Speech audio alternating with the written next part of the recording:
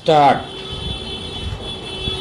दिवाळी दरम्यान 3 दिवस दिल्ली आणि परिसरात ग्रीन म्हणजेच पर्यावरण पूरक नसले तरी पर्यावरणास कमी अपायकारक म्हणून हरित फटाक्यांना परवानगी देऊन सर्वोच्च न्यायालयाने दिल्लीमधल्या प्रदूषणाच्या प्रश्नावर मोठा शून्य मार्ग काढला अशी कोणाची समजूत असेल तर ते भाबड्यांच्या नंदनवनात राहतात असे म्हणावे लागेल. अनेक कारणांमुळे होणारे हवेचे प्रदूषण हा मुद्दा दिल्लीतच नाही तर देशभर सगळीकडेच धोक्याच्या पातळीवर येऊन पोचलेला असताना 2च दिवस आणि संध्याकाळी 2च तास हरित फटाक्यांच्या आतिषबाजीला परवानगी देणे हे पायवाटेने जाऊ पाहणाऱ्या महामार्ग खुला करून देण्यासारखे आहे. असे म्हणण्याचे कारण कोणतेही बंदी मांडण्यात भारतीयांना वाटत असलेले भूषण कशावरही बंदी आली की छुप्या मार्गाने ती मोडण्याचीच वृत्ती आपल्याकडे दिसून येते. असे असताना सरकारच्या याचिकेवर न्यायालयाने एक पाऊल मागे घेणे ही बाब प्रदूषणाच्या मुद्द्यावर घातकच.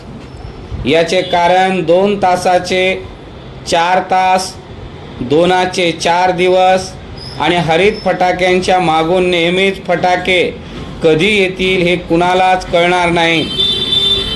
मुळात हरित फटाके हे मिथकच म्हणायला हवे, कारण ते आवाज कमी करतात पण कमी प्रमाणात का होईना हवेचे प्रदूषण करतातच. त्यामुळे त्यांना मर्यादित वेळेत परवानगी देणे हे काही प्रदूषण कमी करायला हातभार लावणारे नाही.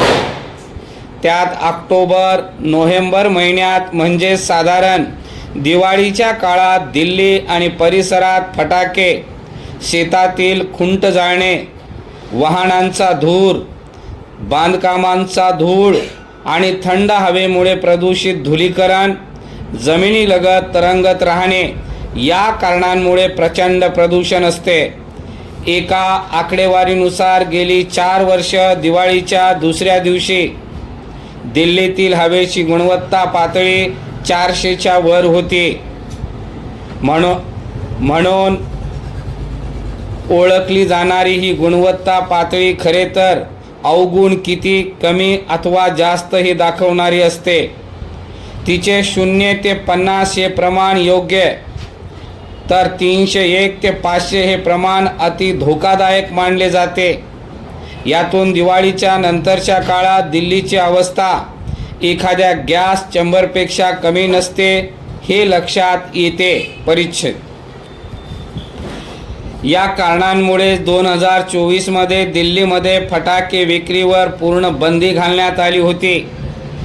पण केंद्र सरकारच्या दिल्ली सरकार आणि तथाकथित हरित फटाके विक्रेते यांच्या याचिकेवर निर्णय देताना सरन्यायाधीश B.R. गवई आणि न्यायमूर्ती विनोद चंद्रन यांच्या खंडपीठाने ती शिथिल केली.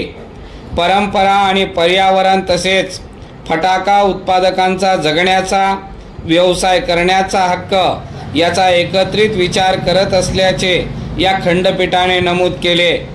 सध्या सगळीकडेच भारतीय परंपरेचा उदो केला जातो, पण दिवाळीत फटाके वाजवणे ही काही प्राचीन परंपरा नाही. दिवाळी हा सुगीच्या काळात साजरा केला जाणारा प्रकाशाचा सण. गेली शेकडो वर्षे तो त्याच पद्धतीने साजरा केला जातो. पण पूर्वी कधीतरी चीनमधून भारतात आलेले फटाके गेल्या अवघ्या शतकभरात दिवाळीशी जोडले गेले आणि आता अधिक कंटाळ्या बसणाऱ्या फटाक्यांची स्पर्धा ध्वनीच्या आणि हवेच्या प्रदूषणात दरवर्षी प्रचंड भर घालते. फटाक्यांमुळे दरवर्षी होणारे अपघात हा मुद्दा आहेच, पण अशा आवाजांना घाबरणारे लहान मुले, वृद्ध माणसे, शांतताप्रिय नागरिक, श्वसन विकाराचे रुग्ण, घराघरात रस्त्यावरचे प्राणी यांना होणाऱ्या त्रासाचा कोणताही विचार न करता फटाके वाजवले जातात.